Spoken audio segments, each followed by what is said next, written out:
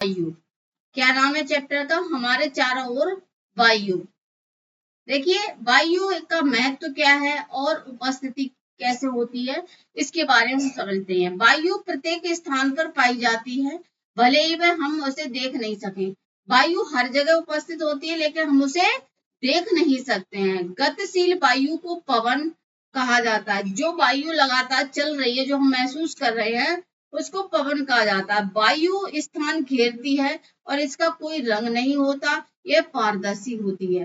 पृथ्वी को घेरे हुए वायु की पतली परतों को वायुमंडल कहते हैं। अब इसको देखा आपने कि किस तरीके से वायु हम नहीं देख सकते हैं, ये स्थान घेर सकती है, और वायु की गतिशीलता को हम पवन कहते हैं, और पृथ्वी के घेरे हुए वायु की पतली परतें, पृथ्वी को घेरे हुए वायु की पतली परतों को हम वायुमंडल कहते हैं। इसमें आगे देखते हैं, सर्वव्यापी रहस्य वायु के बेहतर गुण। देखो रंगहीन होती है वायु, पारदर्शी होती है, ठीक है। प्रत्येक स्थान पर पाई जाती है, भले ही उसे हम देख ना सके। स्थान भी घेरती है और गतिशील रूप भी पाया जाता है। गतिशील वायु को पवन कहते हैं, यानी वायु हमारी गति भी करती है, वायु स्थान भी घेरती है, और वायु रंगहीन और पारदर्शी होती है।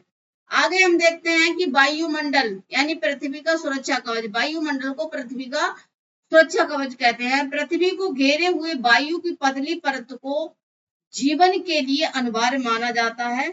अब इसमें देखिए कौन कौन सी परतें होती दिखाई दे रही है। यहाँ पे 5 परतें पाई जाती हैं। ये डायग्राम दिखाई दे रहा है, 5 परतें पाई जाती। एक देखो 1 2 3 और ये 4 और ये यहाँ पे 5। अब इनके नाम कौन कौन से है देखिए। सबसे पहले परत है शोभमंडल यानी ट्रोपोस्फियर। ये सबसे निचली परत होती है। यहाँ मौसम संबंधी सभी घटनाएं घटती है, जैसे बादल, वर्षा, कोहरा इसी में होती है। तो ये मौसम संबंधी घटना किसमें घटती है? तो शोभमंडल में घटती है। दूसरा होता है समताप मंडल, स्ट्रेटोस्फियर। इसमें ओजोन परत पाई जाती है। यह परत बैंगनी किरणों को रोकती है। वायु उड़ाने के लिए यह सबसे आदर्श परत है। अब यह देखिए तीसरा है मध्यमंडल यानी मीसोस्फियर। यह वायुमंडल की सबसे ठंडी परत है। अंतरिक्ष से आने वाले उल्कापिंड इसी में जल करके नष्ट हो जाते हैं। और आयनोस्फियर या थर्मोस्फियर, देखिए इसमें आवेश आयन होते हैं। ये रेडियो तरंगों को परावर्तित करती हैं, जिसे संचार संभव होता है। बहिर्मंडल, यह वायु की सबसे ऊपरी और बाहरी परत होती है। यहाँ पर बहुत विरल, यह परत बहुत विरल यानी कम पतली होती है।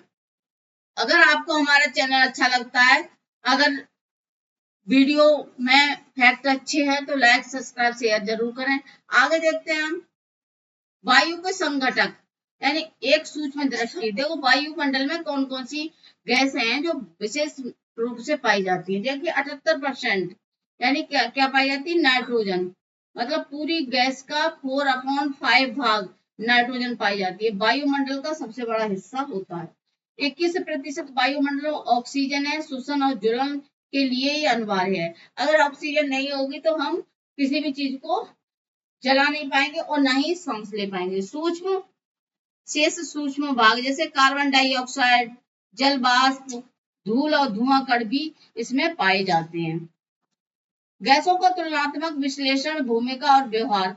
देखिए संगठन क्या है इसका। देखो नाइट्रोजन, ऑक्सीजन, कार्बन डाइऑक्साइड, जल वाष्प, धूल कण, धुआं आदि इसके संगठक हैं।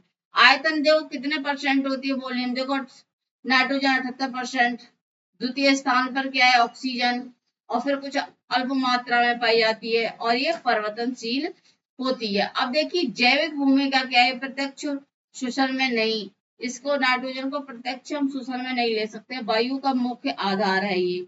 जंतुओं और पौधों के श्वसन के लिए आवश्यक है, क्योंकि ये ऑक्सीजन है, जंतुओं के लिए आवश्यक है और ज्वलन में सहायक होती है। कार्बन डाइऑक्साइड या अल्प मात्रा में पाई जाती है, प्रकाश संश्लेषण में उपयोग होता है। जंतुओं द्वारा श्वसन से छोड़ी जाती है। कार्बन डाइऑक्साइड जंतुओं द्वारा छोड़ी जाती है, लेकिन पादप इसको ग्रहण करते हैं। अब देखो मौसम चक्र में सहायक, हमारा जो धूल कण है, जल वाष्प है, धुआं है, मौसम चक्र में यानी यह परिवर्तनशील होता है, मौसम चक्र में सहायक होता है। और ईंधन जलने से उत्पन्न धुआं वायु में उपस्थित रहता है। ठीक है। दृश्य प्रमाण, वन जल में घुली वायु, वायु जल में घुली है, यह कैसे सिद्ध करेंगे। यहाँ पे एक प्रयोग आ गया है कि छोटी क्लास के बच्चे कैसे इसको प्रयोग करेंगे। पानी को गर्म करने पर बुलबुले निकालना यह दर्शाता है कि पानी में हवा घुली है। तापमान बढ़ने पर यह घुली हुई वायु बुलबुलों के रूप में बाहर आ जाती है। आई होप आपको ये समझ में आ रहा होगा। दूसरा देखते हैं हम। दृश्य प्रमाण दूसरा, रिक्त स्थानों में फंसी वायु। हम कैसे जानेंगे कि रिक्त स्थानों में वायु कैसे फंसी हुई है। हमने एक रुई का ढेर लिया यहाँ पे, ठीक है। अब ये बहुत फूला फूला सा दिखाई दे रहा है। क्यों दिखाई दे रहा है? रेसों के बीच यहाँ पे हवा भरी हुई है और फिर वही रुई हमने इसे पानी में भिगा दिया तो एक देखिए इसका आकार छोटा हो गया, ये गीली रुई हो गई। रुई में उपस्थित हवा पानी द्वारा विस्थापित हो जाती है जिससे उसका आयतन कम हो जाता है और रुई में जो एयर भरी हुई थी वो पानी ने उसको विस्थापन कर दिया। ठीक है। अब विभिन्न आवासों श्वसन, यानी जो हमारे जीव हैं जो जिस आवास में रह रहे हैं वो जीव वायु को कैसे ग्रहण करते हैं। तो स्थलीय जीव टेरेस्ट्रियल, देखिए सीधे वायुमंडल से जंतु और पौधों श्वसन के लिए मुक्त ऑक्सीजन ग्रहण करते हैं। जल में घुली वायु, जल में रहने वाले जीव श्वसन के लिए इसी घुली हुई वायु का उपयोग करते हैं। देखिए जो जलीय जीव होते हैं ऐसी घुली हुई वायु का यूज करते हैं। भूमिगत जीव, मिट्टी के कणों के बीच फंसी हुई वायु, मिट्टी के अंदर रहने वाले जीव पौधों और की जड़ों उनका उपयोग करती हैं। मिट्टी के नीचे का विज्ञान, भारी वर्षा में केंचुए बाहर क्यों आ जाते हैं। सूखी मिट्टी ड्राई सॉइल, मिट्टी के कणों के बीच की जगह में वायु होती है।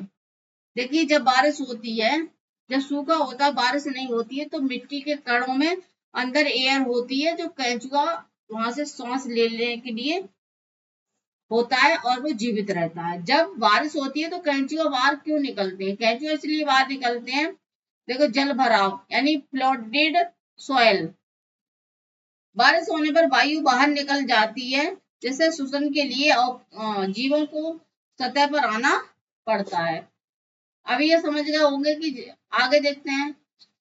प्रकृति का चक्र, अनंत चक्र, वायुमंडल में ऑक्सीजन का संतुलन। अब देखो वायुमंडल में जो हमारी ऑक्सीजन है उसका संतुलन कैसे बना रहता है। जैसे सबसे पहले प्लांट प्रकाश संश्लेषण यानी फोटोसिंथेसिस द्वारा ऑक्सीजन उत्पन्न करते हैं और कार्बन डाइऑक्साइड ग्रहण करते हैं। यह परस्पर निर्भरता वायुमंडल में गैसों का संतुलन बनाए रखती है। और एनिमल या श्वसन यानी रेस्पिरेशन के माध्यम से ऑक्सीजन ग्रहण करते हैं और कार्बन डाइऑक्साइड छोड़ते हैं। तो पौधे हमें क्या देते हैं, ऑक्सीजन देते हैं और हम लोग हैं वो कार्बन डाइऑक्साइड छोड़ते हैं। इस तरह से वह संतुलन बना रहता है। पवन की शक्ति, यांत्रिक और जैविक उपयोग, ऊर्जा और जल, एनर्जी एंड वाटर। पवन चक्की विंड मिल को घुमाने में सहायक होती है। ट्यूबवेल से पानी निकालने और आटा चक्की चलाने में उपयोग।